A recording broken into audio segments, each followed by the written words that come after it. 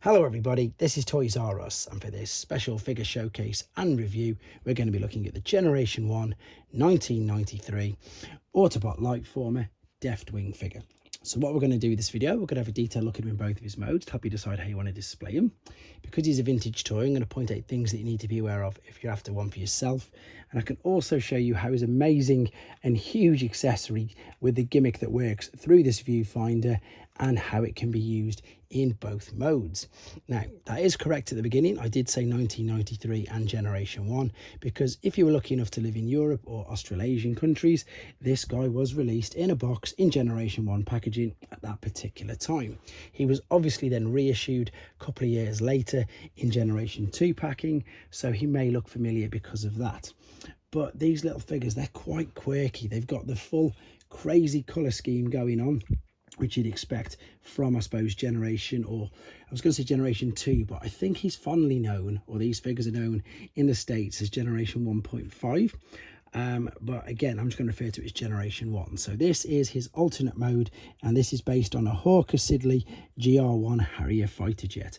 Very, very basic. All of these figures are very basic, but they're quite lovable.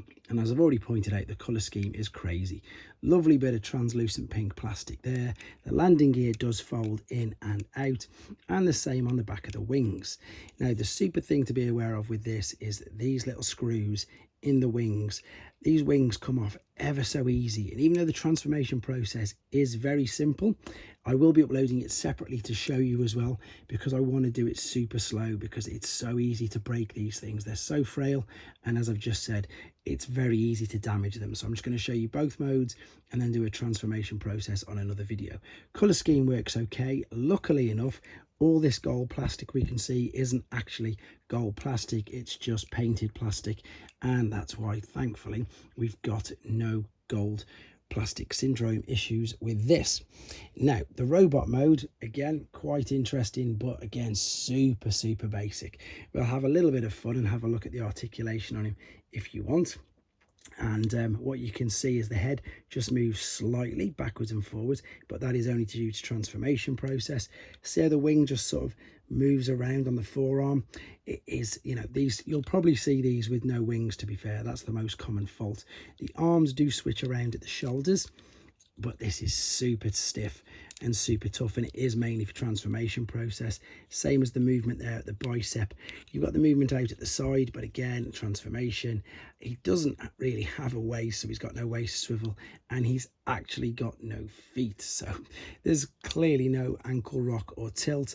These move out to the side, and again, that is purely just for transformation purposes. So as I've said, a super basic figure, but quite, well, an enjoyable thing, an enjoyable toy, as you're about to see why. We've got the light piping, as you have with pretty much all of these figures. Again, in the G1.5 and the G2, with the trakkons, with the Predators, with the Turbo Masters, they all had loads of light piping, which was just brilliant, to be honest. I'm going to show you the rest of the trakkons and the lightformer in a second. So this was the gimmick. And this is brilliant. Now, hopefully you can see this.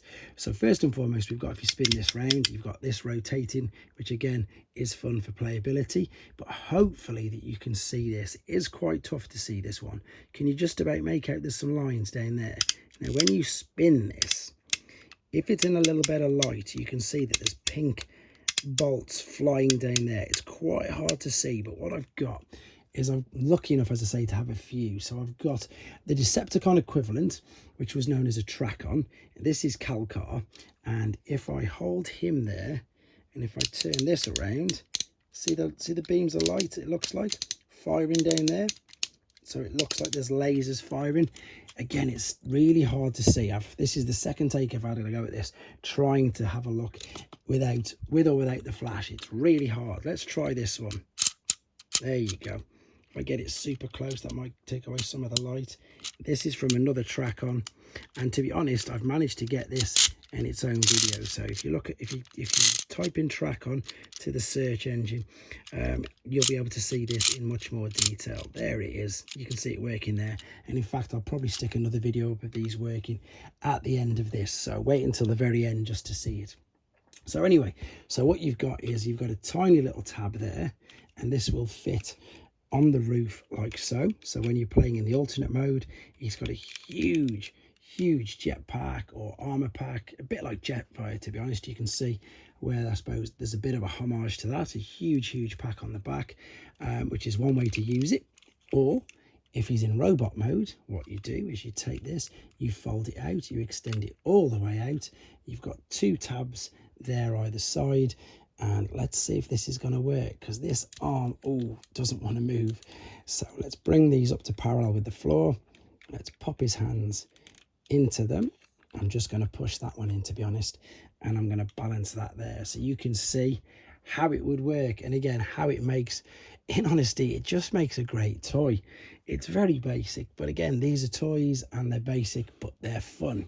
So let's have a look at, I'm just going to keep him there, to be honest, and I'm going to hope that this guy stands, because this is Iron Fist and he's notorious for having really loose limbs, and his gimmick was this huge one. And again, they all did the same. They all had these fold out bits which enabled you to use them excuse me, in 2 modes, which is great. So then with the 2 Autobots, you can just about see his head there. I'm going to pan out ever so carefully and move up, and then we had the 2 trakkons, which were the Decepticons. So what I'm going to do, I'm just going to move this out of the way for now so you can see them all, because again, it's quite hard to get hold of these. So let's get rid of the alternate modes. So they're the 2 Autobots, the lightformers. This is Kalkar, one of the trakkons, and this is Fear Swoop, who was the other Decepticon trakkon. So there you go. That is the complete collection of 4 2 Autobots, 2 Decepticons, released over both generations. So great figures. I'm going to try my very best now to add to the end of this some videos of the firing gimmick. If it does fail, please just search for Fear Swoop, because I've got a great video of it doing it on his. Anyway, let me know what you think of these. Do you think these deserve an update? And take care. So here we go. You can see the light forming gimmick much better with this. So this is Kalkar's. There's the beams of laser shooting through. This one is the other trakkon. So you can see they're using the green bolts of lightning through that, well, laser beams, which just look amazing. And I'm going to try again just very quickly with, of course, the one that we're looking at. There you go. See the red beams? So the Autobots have got the red beams going on theirs. There you go. Great gimmicks, great figures. Let me know what you think, guys. Take care.